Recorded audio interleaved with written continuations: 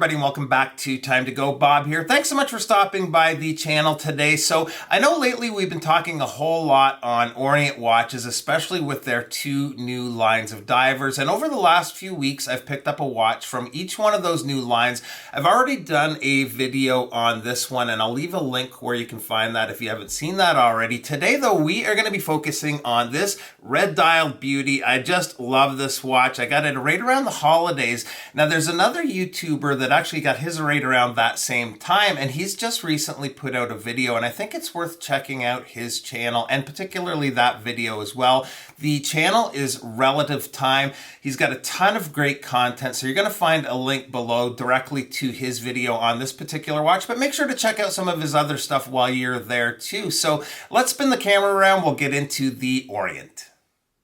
All right, so again, we're going to be focusing on the red dialed watch up front here. I thought I'd bring out the other new model as well as my Mako 2 Pepsi that I've had in the collection for quite a while, just for comparison's sake.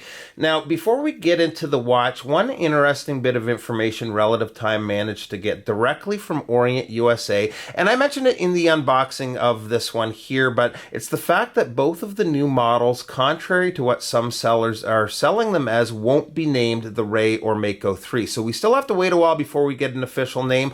I will post the model number right here for anybody that's trying to track one of these down, though. The other thing I noticed with a lot of the sellers is a lot of them have their measurements wrong. A lot of them are mixing these two ones up, so the specs and measurements are a little bit off, especially on some of the eBay sellers. So I'm going to start off by hitting you with some of the numbers here quickly. As far as the case width, I'm getting about 41.5 millimeters. Lug to lug is 46.5 millimeters. We have a 22 millimeter lug opening, and the thickness is right around 13 millimeters. When it comes to my Mako 2, the dimensions are pretty well identical. There's some very slight differences in the case. The crown guards are just a tiny bit different, as well as the lugs. The same as the Mako 2, the water resist is 200 meters. The watch houses the same movement, the F6922 movement. And when it comes to the spec sheet, the one nice upgrade we have here is we do have sapphire crystal. Now, there's a number of different color options with the new models, and I was always drawn to the red, but I almost pulled the trigger on the two-tone with the blue dial until I found out that the blue dial is mother of pearl, and I just wasn't sure if I'd like that. The red was just something you don't often see, and I like a little color contrast in the watch box, and the red just looks really good against the more typical colored watches I have. It's one of those dials that's really dynamic depending on the lighting situation and goes from a bright, vivid red to a deep burgundy. Definitely easy on the eyes, and hopefully that comes through on camera here. Up top, we have the applied logo with Orient automatic printed and water resist 20 bar down by the 6. The day date at 3 is framed in steel, and I just love the handset. Great looking hour hand, and the minute and second hand reach right out to the minute track for easy legibility. And that leads me to another difference between my Mako and this new model, and that is the lume. I'll pop up a shot of the Mako 2, this one, and throw in the other new Orient for good measure. And although they're all pretty good in the lume department, the new models are better. And of the two new models, the one we're focusing on today is the best, much longer lasting and just brighter to begin with. So very happy with that upgrade too.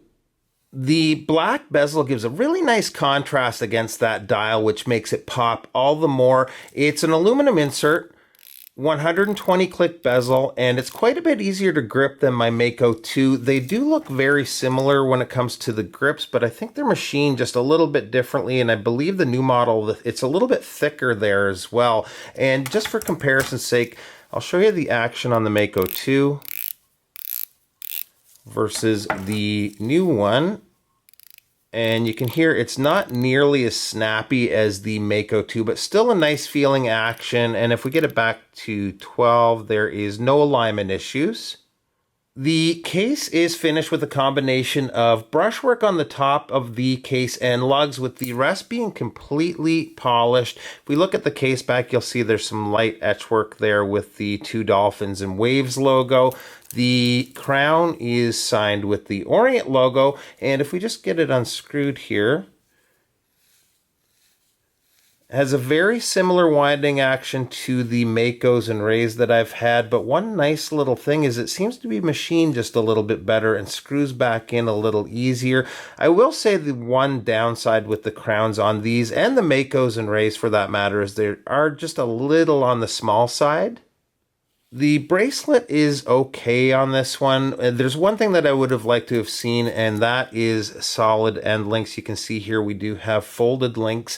The stamped clasp isn't the greatest either, but I really would have liked to have seen those solid end links. So there's a couple of differences between the clasp of the Mako 2 and this one. You can see that it's made just slightly different here, but if we close the clasp, there's a couple of other differences. And the first one being, you can see here the logo is a little smaller on the new model. Also, the clasp is longer on the new model. That does allow for one extra micro adjust there. There's 4 on this one, 3 on the Mako 2. As far as the quality goes, I would say these are very similar in quality. Not the greatest, and if you're anything like me, you're going to end up putting them on something different anyway. So let's take a quick look at this guy on wrist. All right, so on wrist as a whole, I think we've got a winner here to me. Of the 2 new models, I definitely prefer this one. I have the other one on here. You can see it is much larger watch. I just like this one. If you've ever owned a Mako or a Ray, it wears pretty well the same. Now, I wanted to show you guys how this wears right out of the box with the bracelet, and even with the hollow end links and so-so clasp, it actually feels fairly solid on wrist.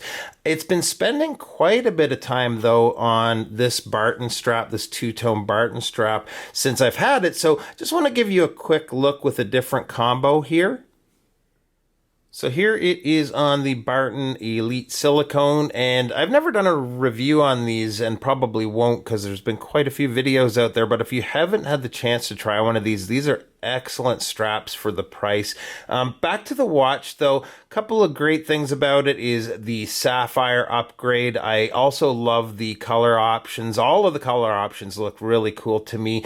The one thing I'll say is due to the fact that these aren't released worldwide yet, the prices are a little high at between $250 to almost $300 US.